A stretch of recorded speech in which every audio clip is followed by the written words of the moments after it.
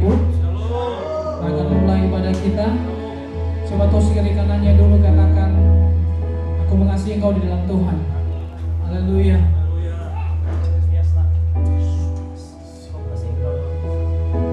Semoga kita semua untuk bisa bangkit berdiri.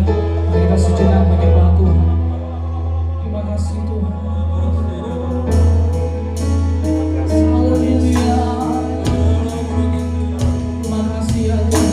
Kami bersyukur. Kami bersyukur Tuhan. Haleluya.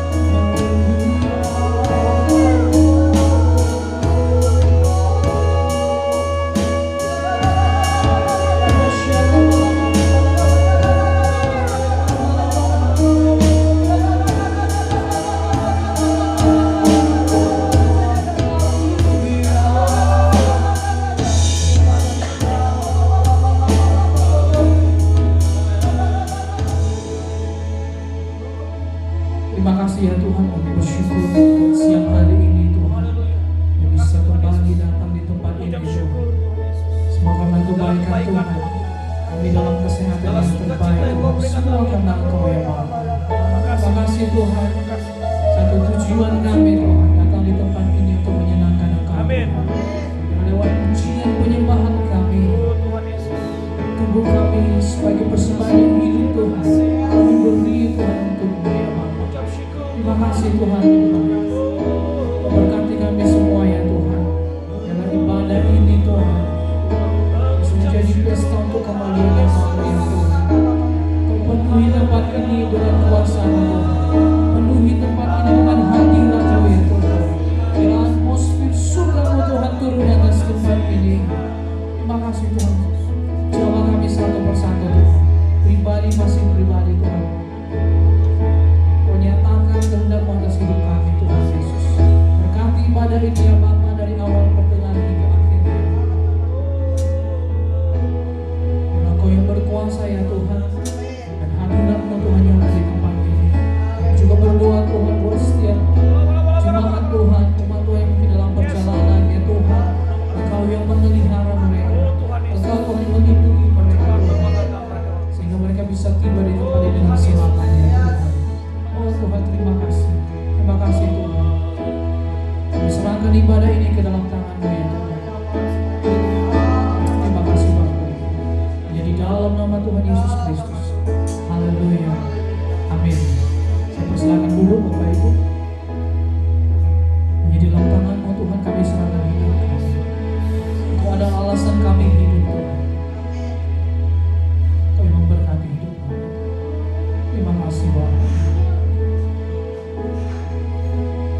To your hand, I welcome me again with all I am for you.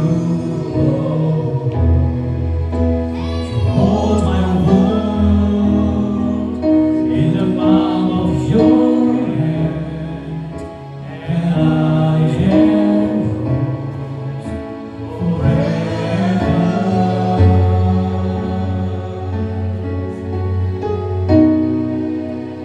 Jesus. Jesus, I believe in you. Jesus, I belong to you.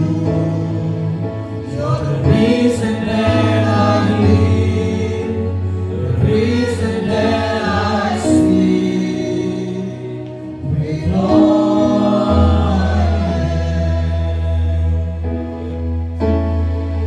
am, I'm all with you, Lord. I'm all with you.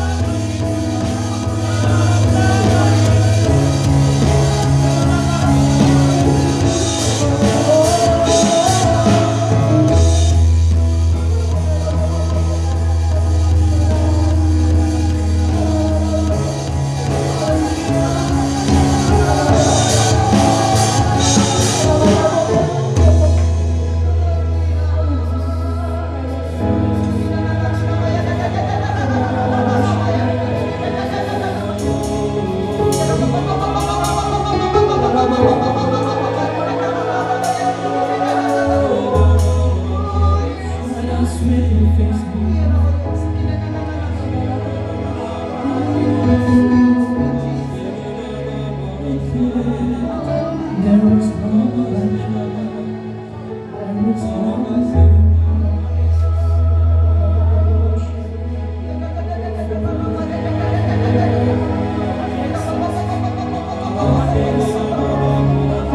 kita semua bisa bangkit berdiri. Terus menyembah Tuhan.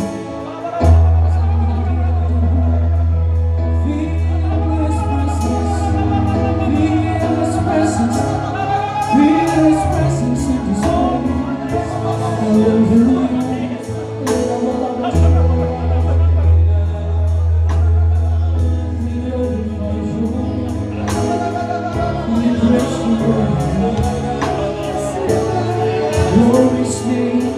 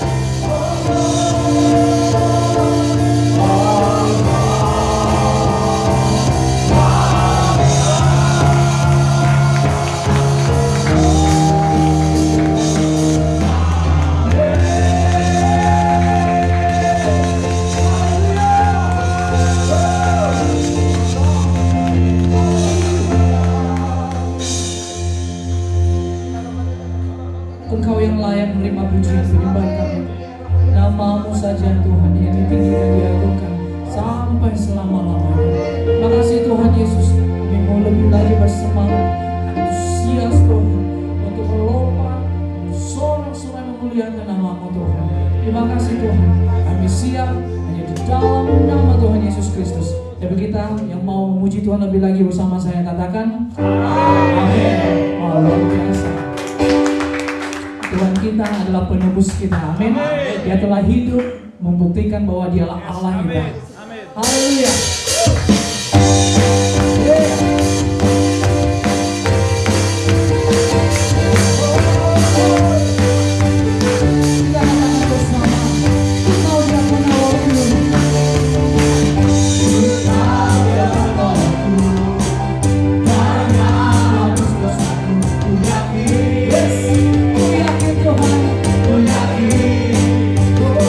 Dia mengangkat deritaku.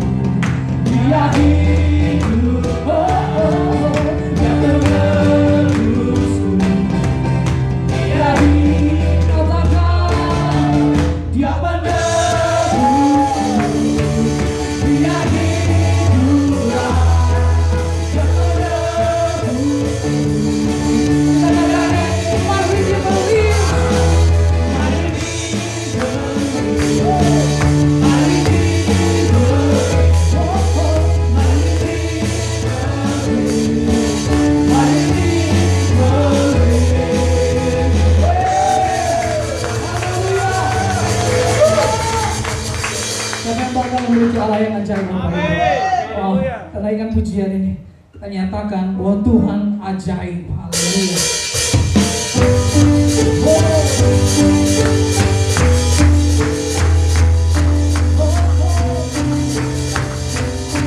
Mari kita katakan bersama-sama. Terbayang kebesaran-Mu dan tak terbanding kekuatan-Mu. Tuhan, Engkau bukan bagi kami.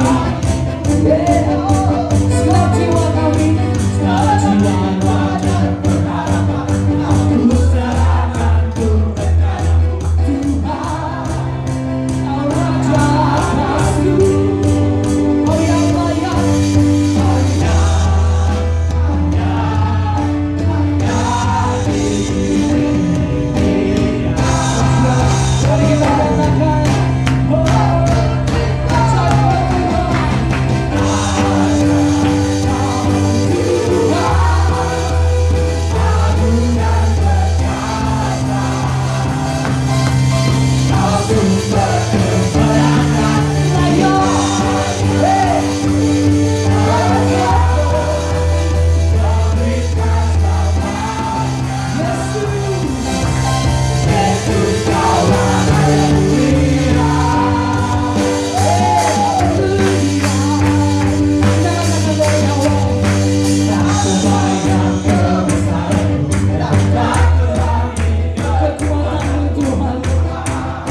Kau menggambarkan kami.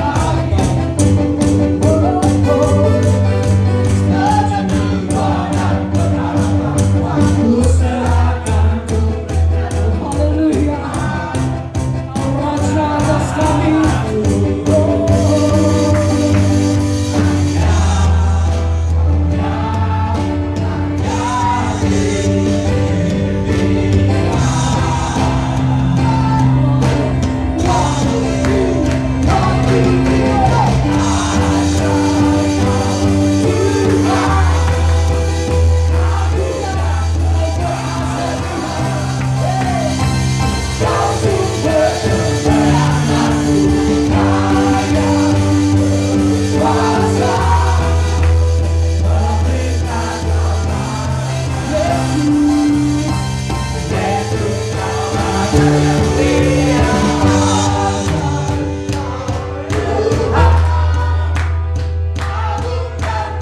Amin Tuhan. Kau sumber kemenangan kami.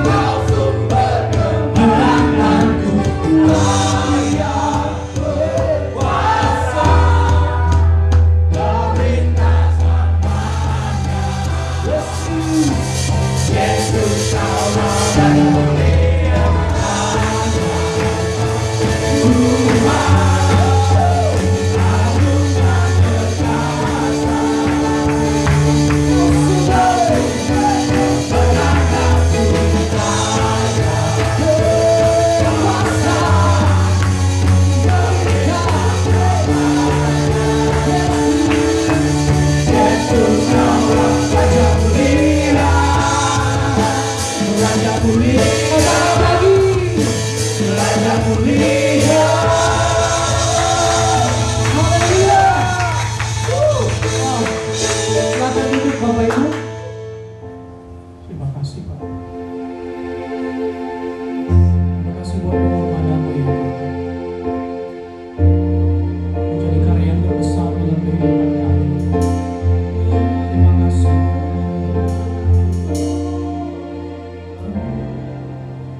Kasih yang terindah,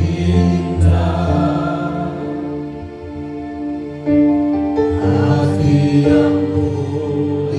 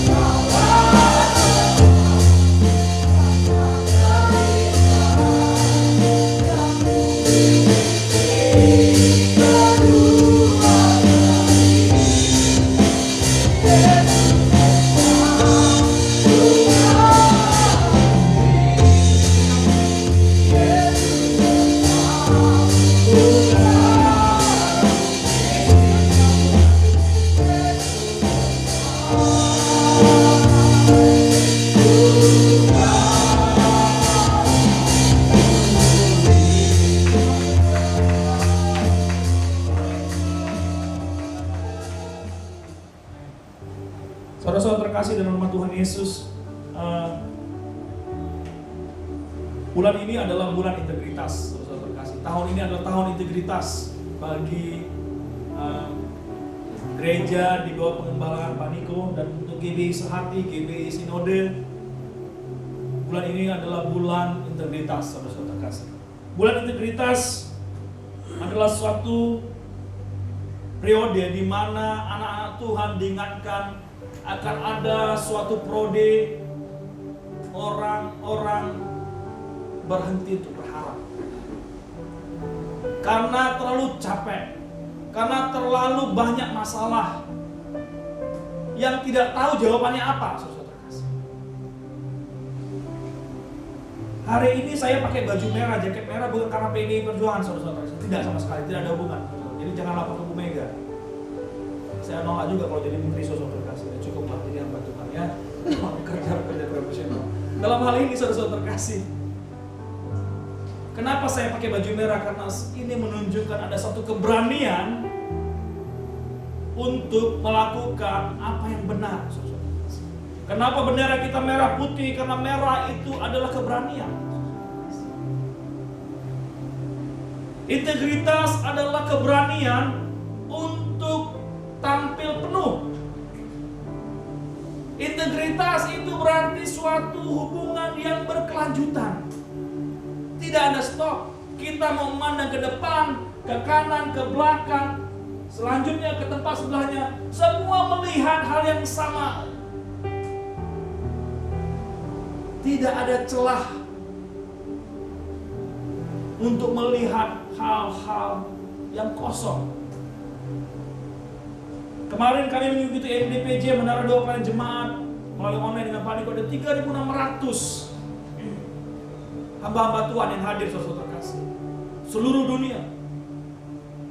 Ada suatu percepatan berita di mana dulu hanya sekitar ribuan orang, sekarang ribuan orang di satu tempat, sekarang ribuan dari seluruh dunia, saudara terkasih.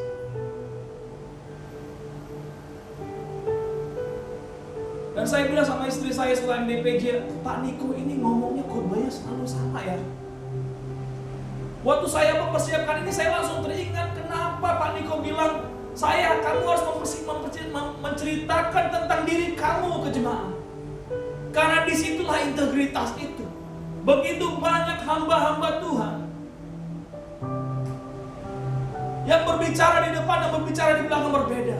Berbicara di depan dan bertindak berbeda. Sehingga menyebabkan kemunduran iman daripada jemaat. Tantangan ini diberikan kepada semua hamba-hamba Tuhan. Karena begitu banyak dalam kondisi kesesakan ini, begitu banyak hamba-hamba Tuhan tidak peduli kepada jemaat. Hamba-hamba Tuhan hanya memikirkan bagaimana keluarga dapat hidup. Dan saya kadang percaya, saudara terkasih, jika orang yang kita percaya secara iman sebagai gembala kita melakukan hal yang seperti itu, melakukan hal yang tidak menyenangkan bagi jemaat, tidak menguatkan iman jemaatnya, akan menyebabkan kemunduran yang luar biasa. Minggu lalu saya bercerita ada 3,5 juta orang terdampak di Indonesia karena COVID. Dalam setahun telah 3,5 juta orang. Minggu kemarin juga kita baca ratusan hotel di Bandung hampir tutup dan dijual. Dan belum termasuk gereja-gereja yang mau dijual karena tidak ada jemaatnya lagi. Ini masa di mana orang-orang tidak lagi berteriak, aku punya mega church. Ini bukan masanya lagi orang berteriak-teriak dalam kebesarannya, saudara. Ini saatnya gereja-gereja Tuhan hidup di rumah-rumah. Katakan amin, saudara. Kemarin saudara-saudara terkasih, ada satu hal yang luar biasa. Saudara kita di sini rantau, dia nggak masuk hari ini, saudara, nggak datang hari ini, saudara terkasih, karena memang sangat sakit. Saudara-saudara terkasih, ada satu hal yang luar biasa. Dia pulang gereja tahun lalu, saudara-saudara terkasih, dia malah dihajar sama ojek, saudara terkasih. Ojek yang bawa 2 meter matras saudara terkasih, menyebabkan dia kolaps. Mukanya miring, badannya patah, bahunya patah. Dia bertanya-tanya, kenapa Tuhan? Kenapa baru pulang gereja kok malah dibikin begini? Bahkan sebelum pulang gereja dia datangin gembala di tempat itu, aku mau melayani di tempat ini. Karena dia sintua sebelumnya dia KBP, KBP pertuangan.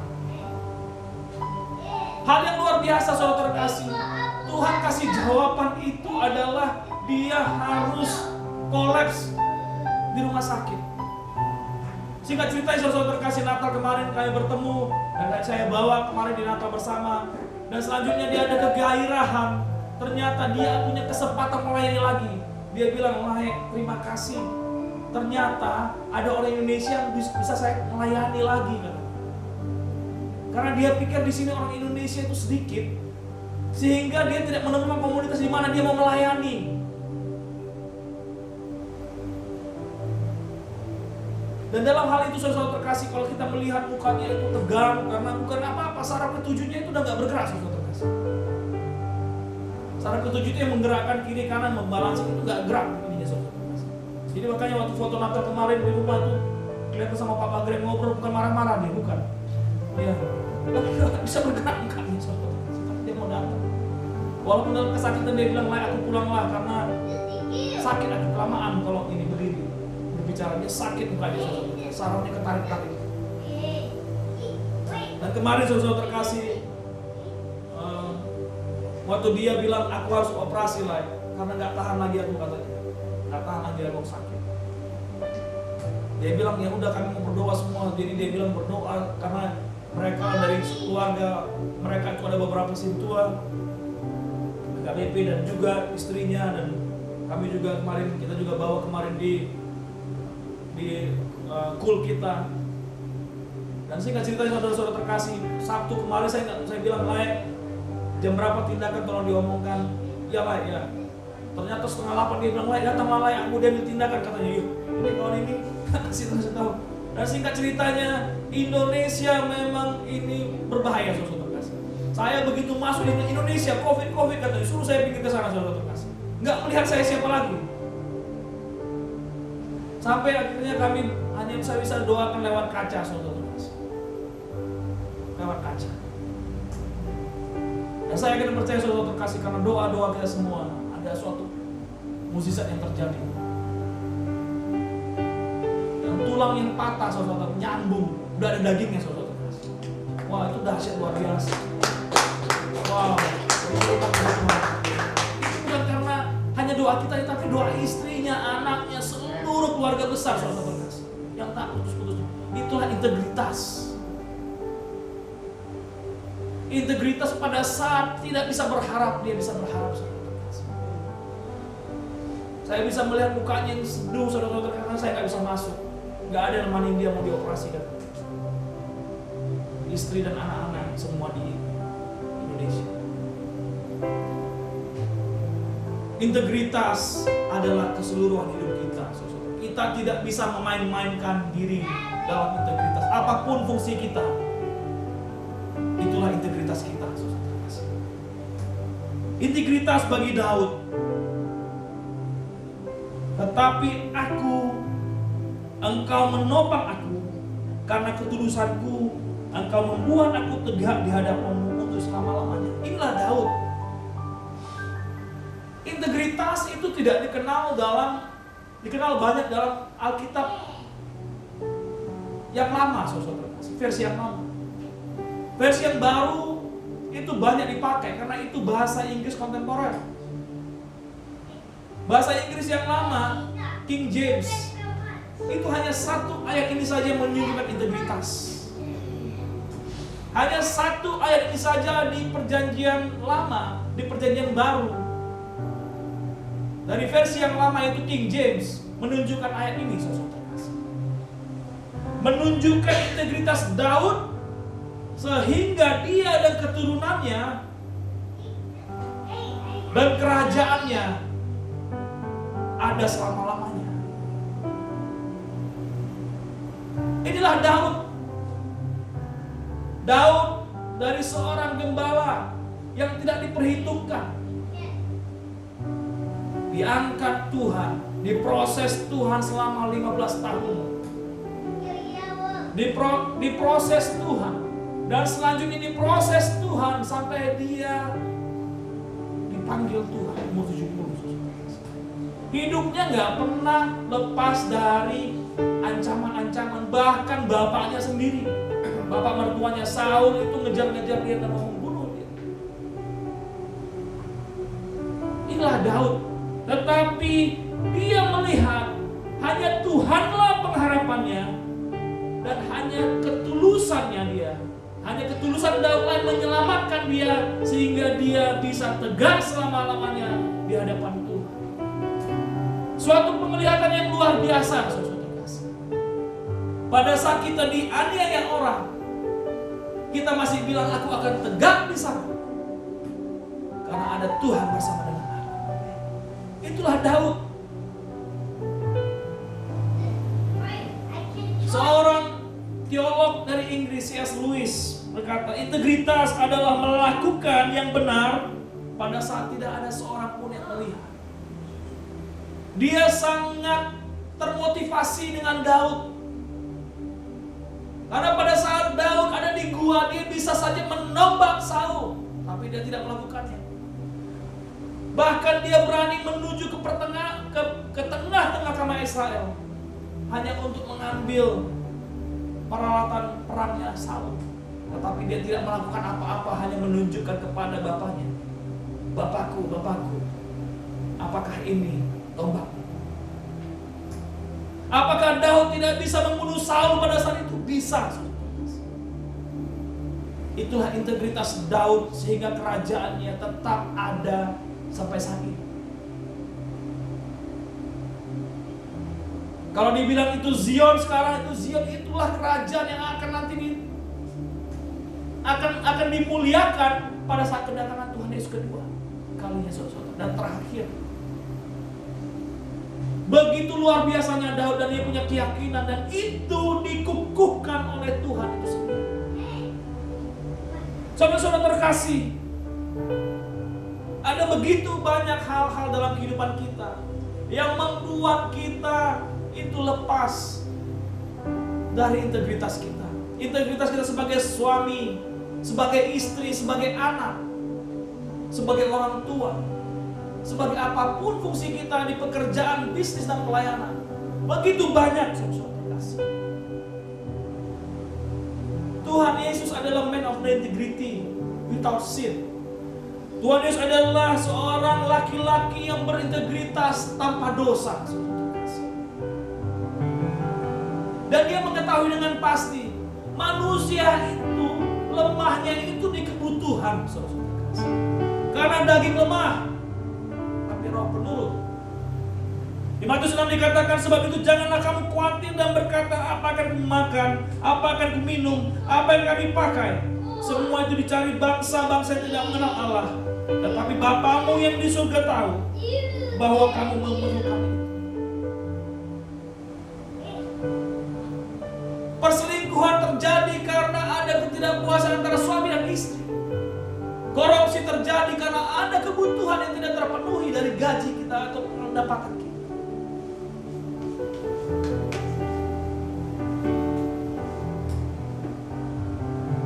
Ketidakkomit kita, ketidakketepatan kita karena kita menganggap tidak ada yang melihat kita.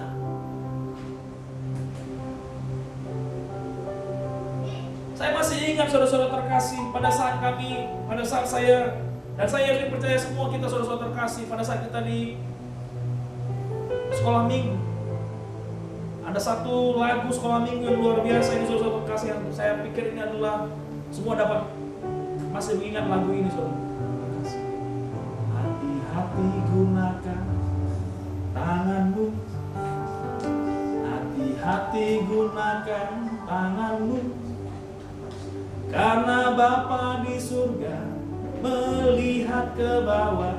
Hati-hati gunakan tanganmu, hati-hati gunakan kakimu, hati-hati gunakan kakimu, karena Bapa di surga selalu lihat ke bawah. Hati-hati gunakan kakimu. Itulah integritas yang diajarkan kepada anak-anak sekolah minggu oleh guru sekolah minggu. Karena Bapa di surga selalu melihat kita. Bapa di surga tahu kebutuhan kita. Tapi kita seakan-akan tidak mengetahui bahwa Bapa di surga ada bersama dengan kita. Dan Tuhan Yesus mengetahui isi hati manusia. Isi hati manusia ini menyebabkan Hawa mengambil buah pohon pengetahuan. Karena dia pikir aku punya kehidupan. Yang aku kurang di pengetahuan. Dia pikir dia bisa ngakalin Tuhan. Dan pada saat dia makan, Tuhan tahu aku akan jaga pohon kehidupan ini karena manusia telah hilang kehidupannya. Dan manusia dikeluarkan dari Taman Eden. Itulah jahatnya manusia. Itulah yang jahatnya kita. Dalam minggu kemarin saya menceritakan bagaimana Hachiko 10 tahun anjing menunggu tuannya selama 10 tahun yang tuannya mati. Pada saat dia bekerja 10 tahun dia menunggu tuannya sampai dia pun mati. Kalau kita ke Jepang, ada kesempatan di Jepang, ada kota Shibuya namanya saudara terkasih. Di dekat stasiun keretanya itu ada anjing, patung anjing tembaga.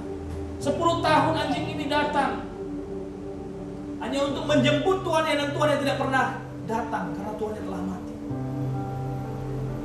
Itulah integritas seorang anjing, saudara terkasih.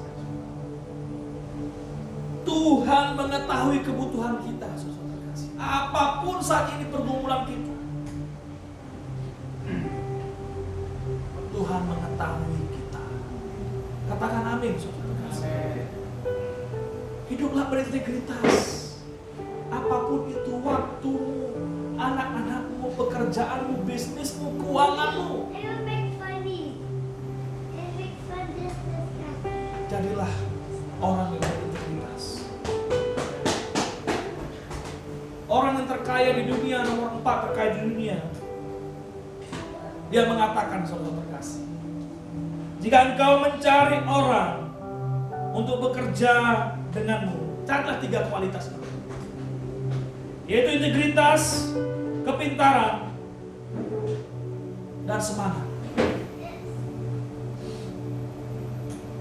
Integritas, kepintaran, dan semangat. Tetapi jika engkau tidak menemukan integritas dalam hidupnya, sebaiknya jangan pakai orang itu, karena kepintaran dan semangatnya akan memakan engkau.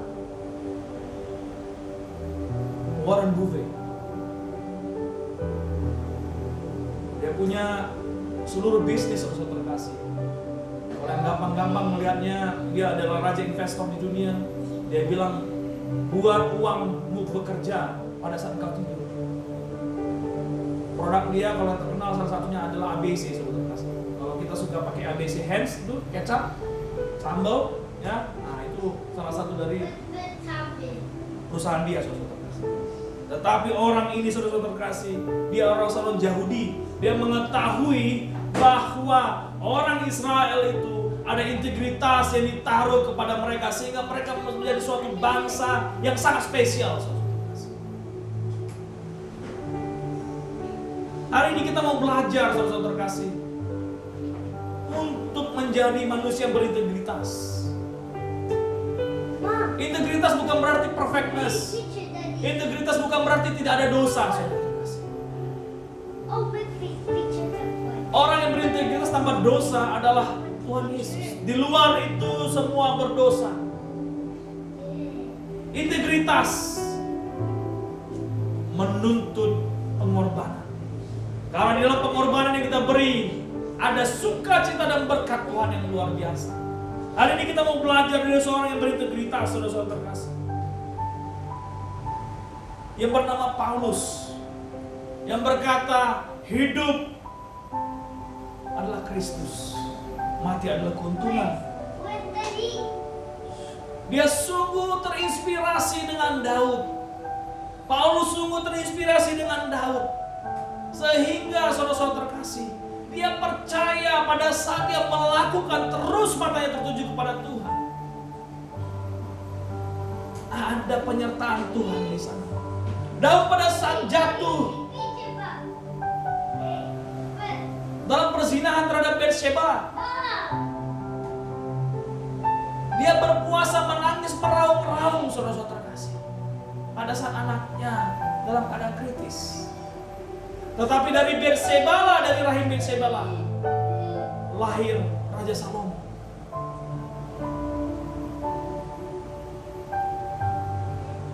Daud menyadari bahwa integritas itu berhubungan dengan kehidupan, berhubungan dengan tanggung jawab, dan berhubungan dengan berkat. Saudara-saudara terkasih.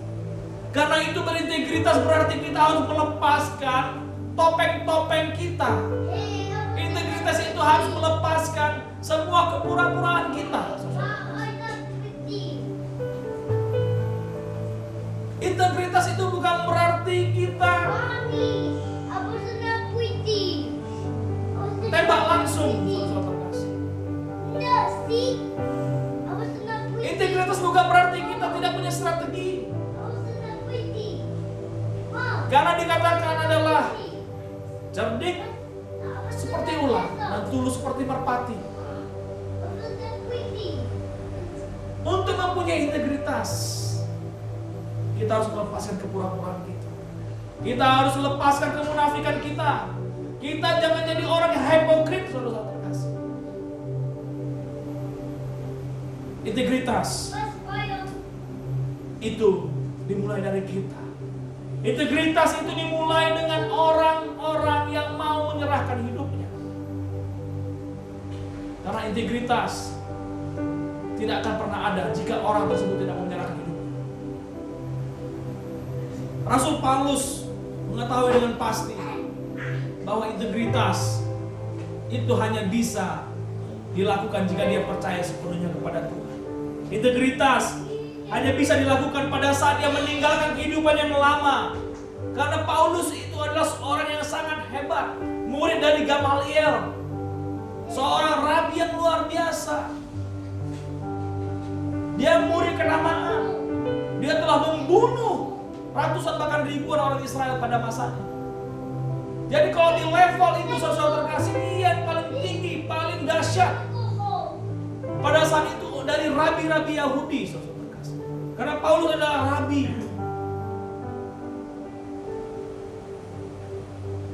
Tetapi pada saat dia mengenal Yesus, pada saat Tuhan Yesus manggil dia Saulus, Saulus, mengapakah engkau menyakiti aku? Saulus, Saulus, kenapakah engkau mengejar orang-orangku? Pada saat dia mengetahui hidupnya harus diubahkan. Hidupnya yang penuh hawa nafsu supaya promosi, supaya mendapat tempat yang layak, supaya dia dapat membumi hanguskan musuhnya. Keserakahan yang luar biasa, kejahatan yang tidak pernah habis-habisnya keluar dari hati dan pemikirannya, itu harus ditinggalkan.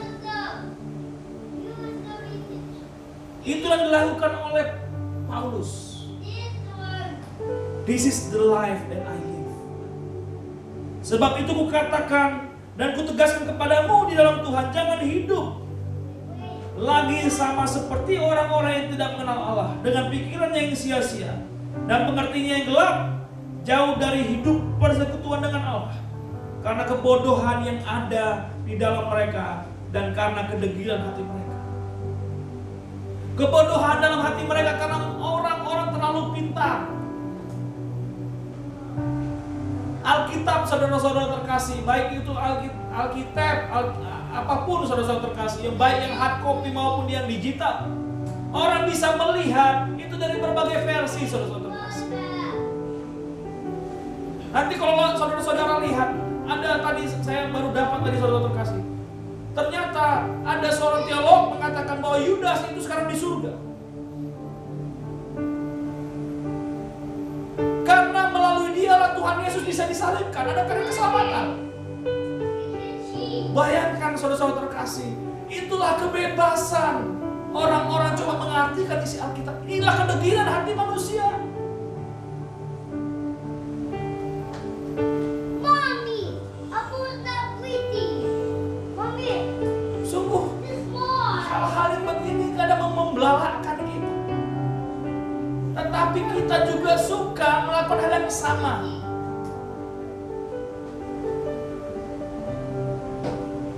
Karena kita suka mengambil hal yang rumit.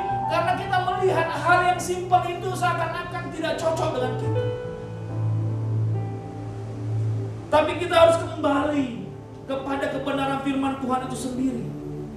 Lakukanlah fungsi kita, saudara terkasih. Jika engkau sebagai suami, lakukanlah fungsi sebagai suami, sebagai istri, sebaliknya. Kalau kita bisa melakukan itu, saudara terkasih, tidak akan pernah ada perselingkuhan, tidak akan pernah ada perceraian.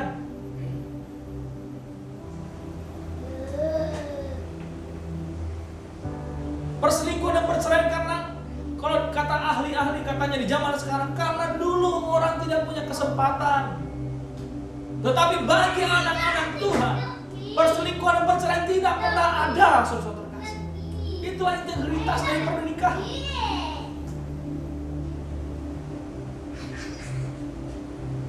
Hidup yang dulu kita harus lepaskan. Hidup yang penuh kedegilan, hidup yang mau semau gue. Itu harus kita tinggalkan. Meninggalkan itu, saudara-saudara terkasih, bukan perkara yang gampang. Tidak ada perkara yang gampang, saudara-saudara terkasih. Dan ingat, kita man of integrity. You are woman of integrity. You are man of integrity with sin, not without sin. Kita adalah manusia yang berintegritas dengan dosa, saudara-saudara terkasih. Dan ingat, iblis akan menggunakan waktu-waktu yang baik untuk datang menggoda kita. Karena itu saudara terkasih, beberapa responsibilitas ada, beberapa tanggung jawab kita dalam berintegritas. Integritas, tanggung jawab itu dimulai dari kita. Dimulai dari kehidupan kita pribadi. Kita tidak bisa berharap dari istri kita, tidak bisa berharap dari anak kita, bersama dari saudara-saudara kita, orang tua kita. Tidak bisa. Dimulai dari kita. Problemnya you can do it or you cannot do it.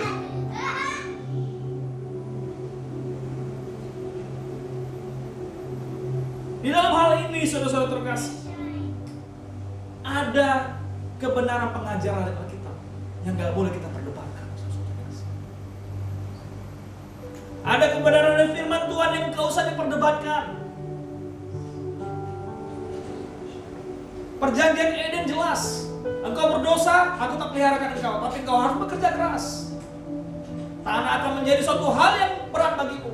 Dan engkau wanita, engkau akan melahirkan. Walaupun engkau kesakitan, tapi engkau tetap birahi terhadap suami. Itu perjanjian Eden. Perjanjian dosa yang diberikan Tuhan. Ada perjanjian Nuh yang minggu lalu kita pelajari. Pada saat Tuhan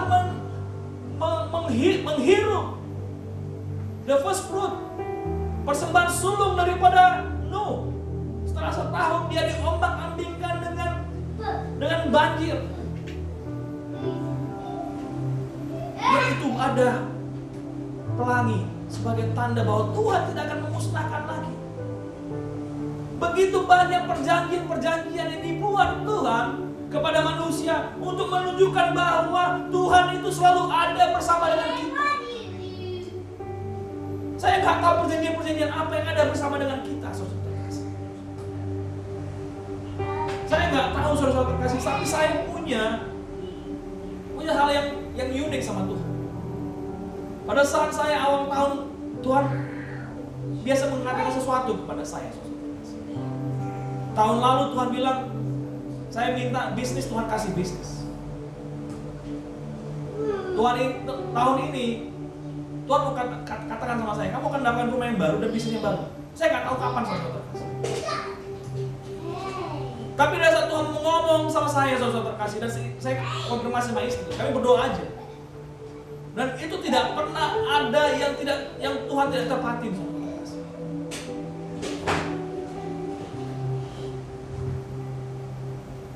Ini bukan maksudnya kesombongan. Tidak sama sekali saudara. Saya hanya mau menunjukkan bahwa kita harus punya suatu relationship yang kuat dengan Tuhan. Bukan hanya dengan harta atau apapun saudara terkasih. The true teaching. Selanjutnya saudara-saudara terkasih, kita harus perlu diperbarui. Memakai pakaian manusia yang baru. Kita tahu masa lalu adalah masa lalu. Masa lalu adalah histori, adalah sejarah. Karena itu pada saat Lazarus dibangkitkan oleh Tuhan Yesus, hai Lazarus, engkau bangkit dari tidurmu. Pada saat Lazarus bangkit, lepaskan pakaian. Karena pakaian kabung itu tidak ada gunanya lagi pada saat dia memasuki dunia yang baru. Di sini juga aku menyatakan itu akan ini Joel. Sudah aman, itu sudah tulang itu sudah ini, udah nikmatin aja. Udah tenang dari sana. Ya. Aku selagi nangis sudah cukup. Saya pun sama. Selesai sudah. Ya emang sakit. Tapi ya aku melihat akan masih ada profil-profilnya. Sudah stop. Udah tenang dari sana. 1 Korintus 4 ayat 12 ayat 13. Sedia bersama-sama dengan Tuhan. Bukan saya gagah-gagahan juga, enggak. Karena saya mengalaminya. Berarti apa nih? Sama-sama kita mengalami sakit.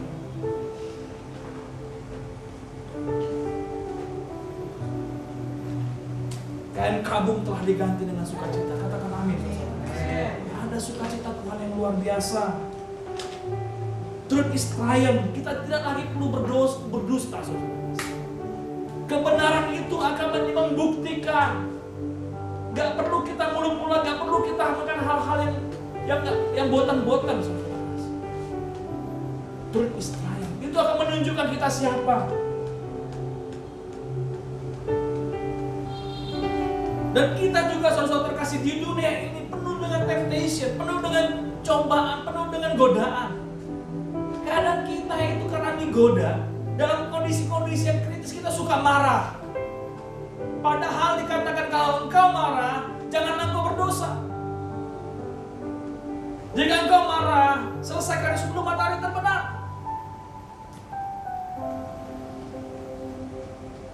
Ada kemarin saya dapatkan sesuatu saudara-saudara. Bagaimana orang marah tanpa berdosa? Yaitu marah terhadap dosa. Bagaimana orang marah tanpa berdosa adalah marah terhadap dosa. Saya waktu lihat ini saya jadi, ya benar juga. Jadi kalau kita marah terhadap orang yang membunuh, itu tidak dosa saudara terkasih. Tapi marah karena engkau disakiti, engkau berdosa.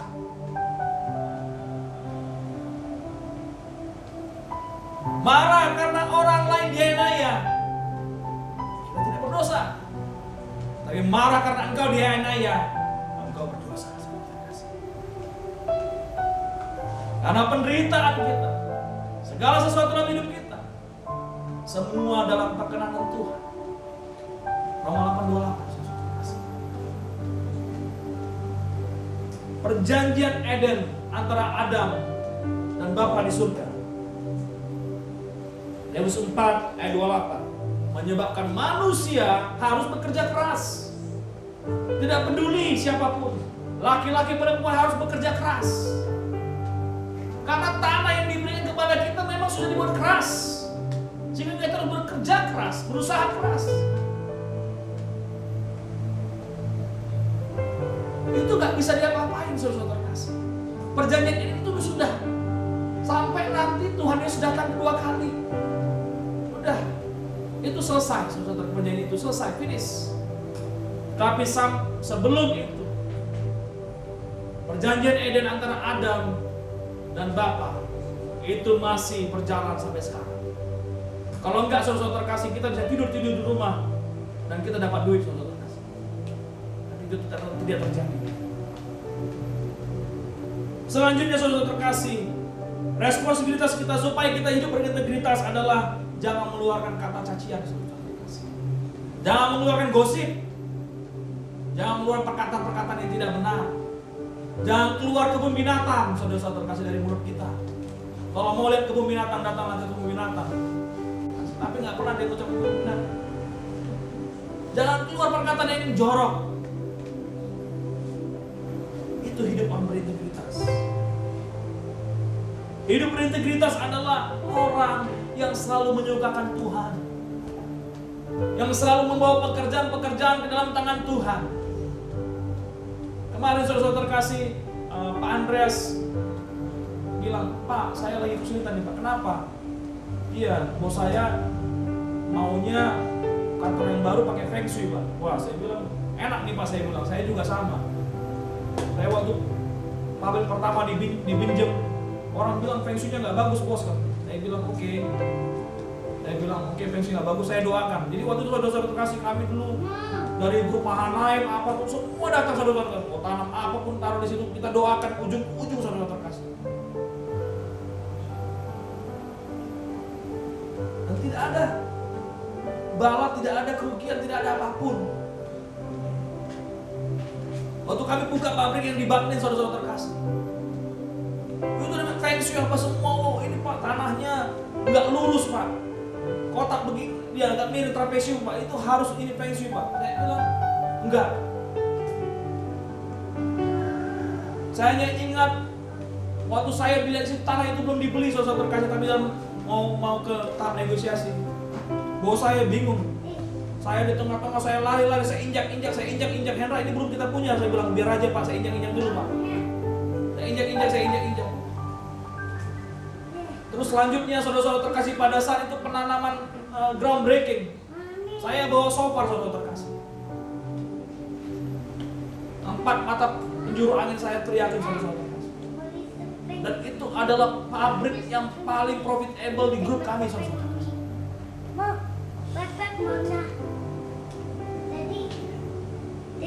Pabrik dalam 3 tahun, nggak pernah sejarahnya 3 tahun itu balik modal saudara. Nggak akan pernah. Itu hanya skala-skala, ini dalam skala pabrik saudara.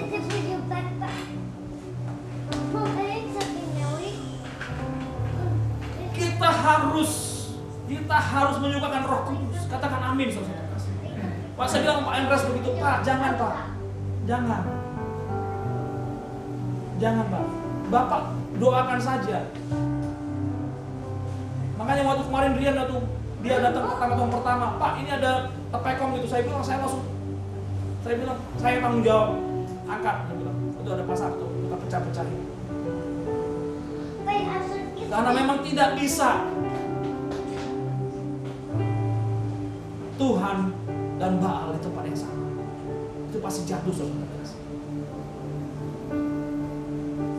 Dalam hal ini saudara-saudara terkasih, kehidupan kita seperti iblis, dia coba terus mengganggu kita dengan kepahitan.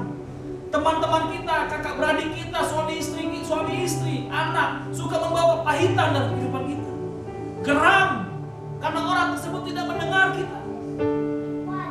Marah karena marah kita juga suka berkelahi, tidak bertegur sapa. Dan itu tidak terjadi kepada kita. Cuma di tempat ini saudara. Untungnya sekarang tidak ada lagi. Fitnah dan memperkatakan hal-hal yang jahat. Itu menunjukkan kita siapa saudara terkasih. Kita tidak bisa mengatakan hal yang baik dan yang jahat dari tempat yang sama. Orang yang berintegritas harus orang yang ramah, yang suka senyum, mempunyai hati yang mau mengampuni, dan hati yang baik, saudara terkasih. Inilah orang-orang berintegritas. Inilah cara-cara dan ciri-ciri orang berintegritas. Tetapi ingat, kita man or woman of integrity with sin. Jadi ada dosa-dosa, ada celah-celah yang iblis menunggu waktu yang baik untuk menyerang kita. Percaya atau tidak percaya, kita saat ini adalah di zaman pre-tribulation. Kalau kita baca Alkitab kita dengan benar di Wahyu, tanda-tanda tribulasi itu telah ada semua, kecuali binatang-binatang itu belum keluar. Semua sudah ada tanda-tanda, ini bukan nakut-nakuti. Sampai Billy Graham bilang Tuhan itu gak adil sama Sodom dan Gomora. Tuhan itu kan gak adil sama Sodom dan Gomora. Kalau Tuhan adil sama Sodom dan Gomora, lawatan Tuhan udah terjadi sekarang. Tapi Tuhan itu berbelas kasihan kepada manusia. Kasih waktu bukan untuk kita lele, saudara. Kasih waktu bukan membiarkan kita tak jatuh dalam dosa. Dalam hal ini saudara terkasih, tetaplah stand firm. Tetaplah percaya kepada Tuhan bahwa Tuhan ada bersama dengan kita, saudara terkasih. Dan ada mahkota yang diberikan oleh Tuhan kepada kita jika kita taat dan setia sampai akhir. Mahkota itu adalah berkat, saudara terkasih. Hidup kita ini harus ada jadi berkat. Berkat itu nggak dihitung dari kekayaan saja. Berkat itu dihitung dari bagaimana kita bersyukur kepada kehidupan kita.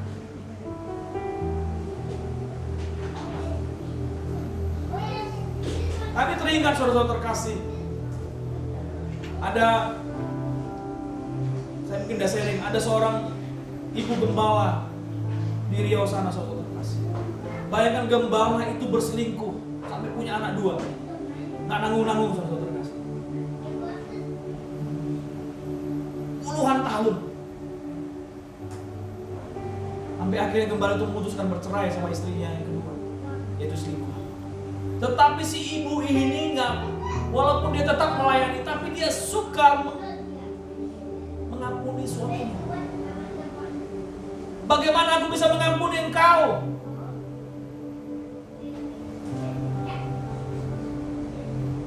Jadi nyata saudara terkasih, istrinya itu memberikan kesaksian pada saat suaminya itu telah dikuburkan karena COVID. Suaminya itu meninggal karena istrinya bilang, anakmu itu udah gak bisa terima kau lagi. Anaknya yang pertama, anaknya 3. Dari istri pertama dia dapat 1 laki-laki, istri kedua dapat 2. Akhirnya bapaknya ini pulang ke Surabaya, dan Surabaya dalam tempo seminggu kena COVID dan seminggu ICU mati, meninggal. Maaf.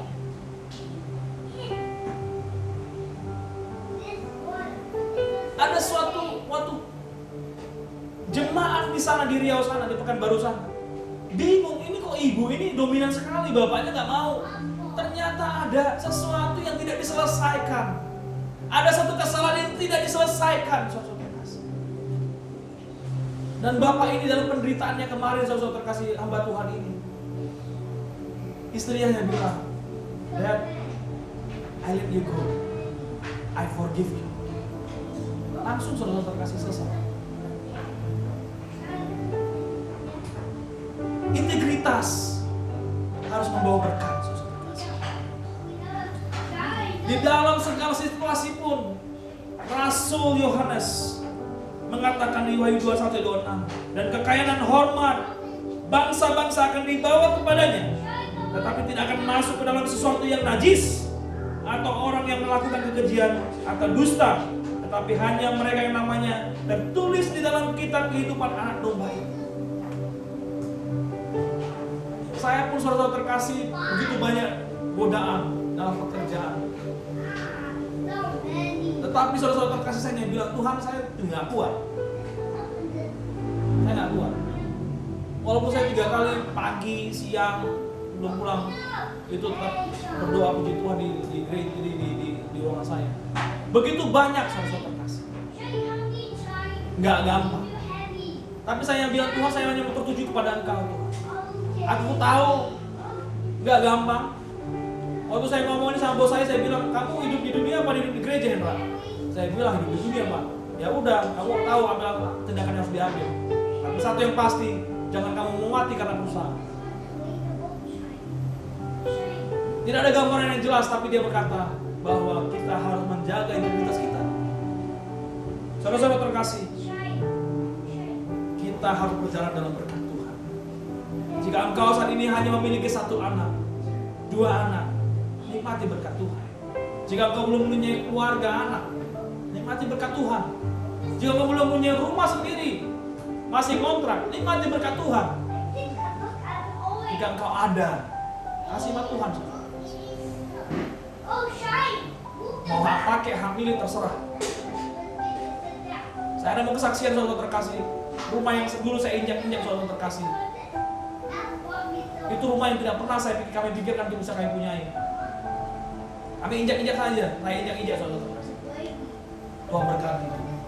Pada saat sebulan kami serah terima itu saudara terkasih, saya langsung serahkan ke gereja untuk dipakai untuk komsel saudara terkasih. Pendetanya langsung doakan, kamu akan mendapatkan rumah yang kedua. Sebulan kemudian kami dapat rumah yang kedua saudara.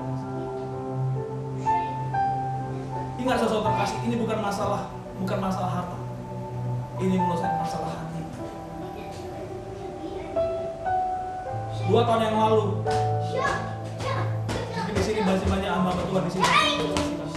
Bahwa gembala kita nih sebelumnya Pak Sam tutup pulang dan gembala senior Pak Irwan datang. Saya itu sangat capek. Baru pulang dari Hanoi dia bilang, duduk di situ, dia bilang, Pak Hendra lagi mimpin ya. Saya nggak kepikir karena saya sangat capek. Saya sangat capek. Tapi ada satu hal yang luar biasa. Ada percepatan yang diberikan Tuhan pada saya menyerahkan waktu saya kepada Tuhan. Saya menapaki suatu posisi yang tidak akan pernah orang lewati kecuali owner. Saya ada di fase itu, saudara. Tuhan bawa sampai seperti itu. Tuhan bawa sampai seperti itu. Dalam 1,5 tahun, saudara. 1,5 tahun. Saya mempersasikan ini supaya kita semua percaya dan berintegritas. Kasih ke Tuhan, gak peduli itu mau uang, mau waktu, mau apapun, saudara.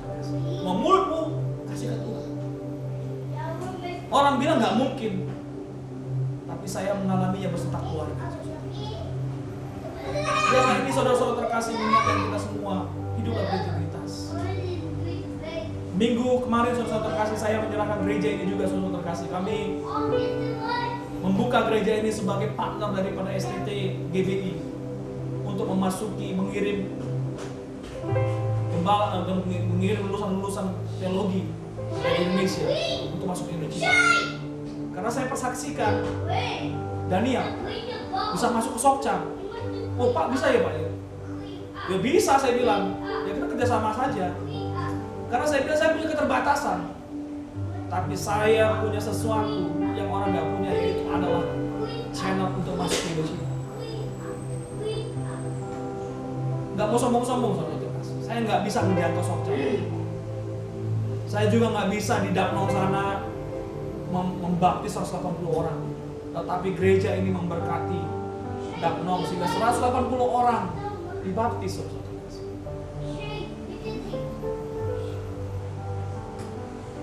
Biarlah kita semua tetap berintegritas. Pegang Tuhan. Hidup gak gampang, tetapi ada Tuhan bersama kita. Immanuel, Tuhan Yesus. Saya undang pelayan Tuhan.